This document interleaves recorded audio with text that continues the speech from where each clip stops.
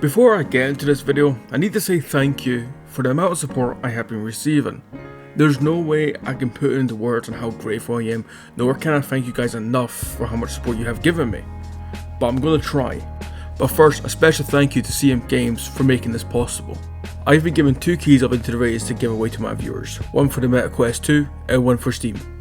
I never thought I'll get to the point where the game creators I make videos on contact me and see if I want to do a giveaway, and it's hard to express on how much that means to me. It's no secret that Into the Radius is by far one of my favorite VR games on the market. There's nothing else like it, and to get this opportunity, it means a lot. To be part of this giveaway, be sure to join my Discord where I'll be hosting it. If you have any questions about the giveaway and/or want to know more about the game, or in general you want to be part of a cool Discord, because my Discord is by far the coolest Discord out there. There's a whole 5 people in it. Though the giveaway hasn't started now, you can get yourself an early seat. This won't affect the chances of you getting it, by the way. Just know that you can be part of the giveaway before it even starts.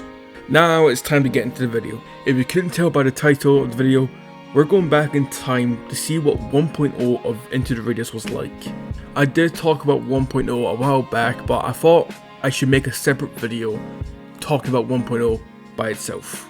1.0 of Into the Radius had so much going for it, so many right things, but there's a lot of issues with this one.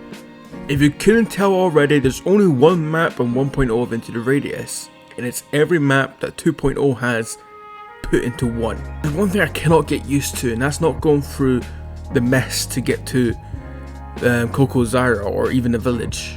Standing on the edge of Pavilion Route, you can see where Blotkey Village is and where the crane is as well.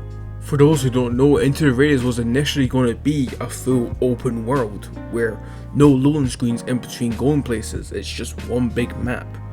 And from my understanding, the main reason why they changed this is due to the performance of the game, and overall making updates for the game where everything was separated was a lot easier on the dev team and on our computers.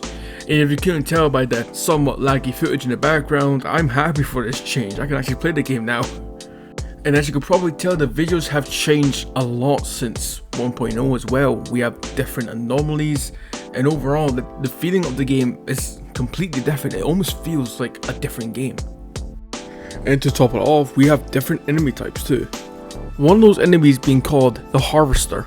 If you don't know what the Harvester is, in 1.0 they're basically the hardest enemy in the game. The reason why they're one of the most hardest enemies in the game is because they spawn other enemies, and they spawn enemies called Homosalis. This is my second encounter with a Harvester in Into the Radius in general, and I still can't kill it. I've been unable to do it. The Harvester itself seems to be docile until you start attacking it. You can get pretty close to the Harvester without it attacking you, but as soon as you aggro this thing, well, good luck, because I have not had any luck killing this thing.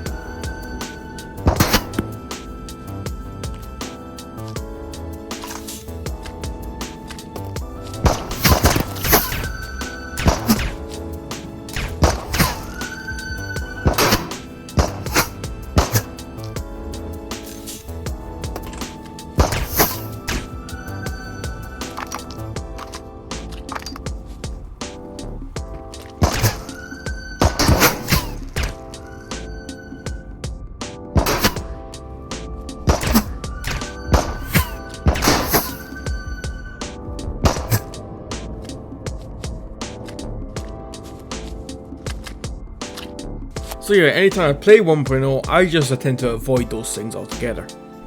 We got a different anomaly in 1.0 as well, and it's quite unique on how it works. From my understanding on how this anomaly works is that if you go inside the circle, it alerts any enemies around you. However, your movement is decreased tenfold and your vision is gone black and white.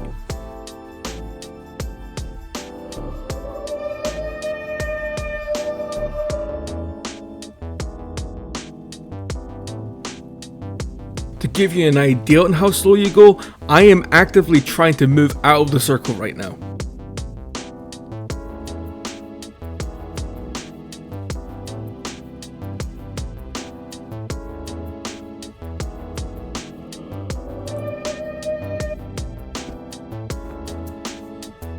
I would love to see this anomaly back in 2.0. It's very unique, and to be honest, it really changes in how you would move around. In 1.0, there's no such thing as armored enemies, meaning there's no such thing as armor piercing rounds. Since there's not much to say about the ammo, let's talk about the guns. To my surprise, the majority of guns are in 2.0 are in 1.0 as well, and they all perform and look the same. However, they sound god awful.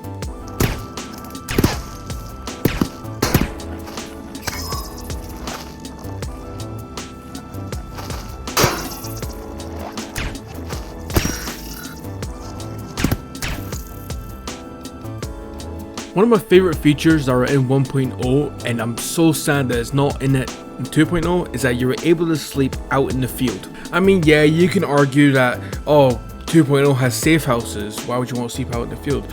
I just really prefer the fact you have your own sleeping bag and you can plant it anywhere you want.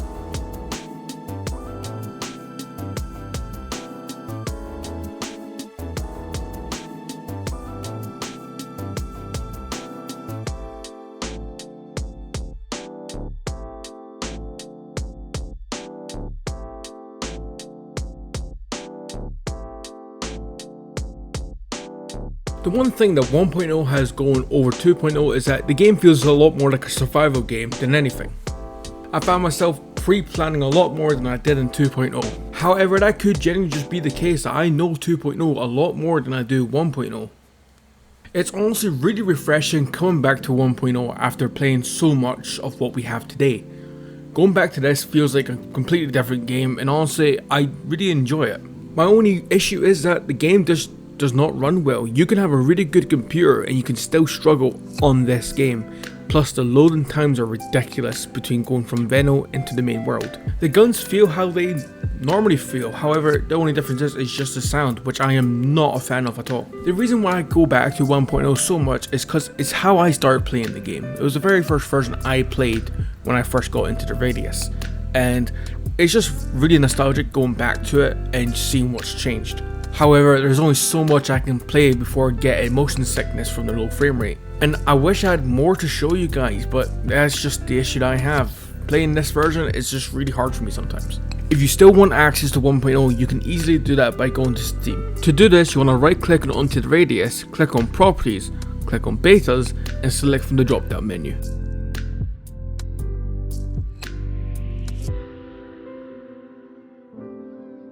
And unfortunately, if you have the MetaQuest 2 version of Into the Radius, you're unable to do this.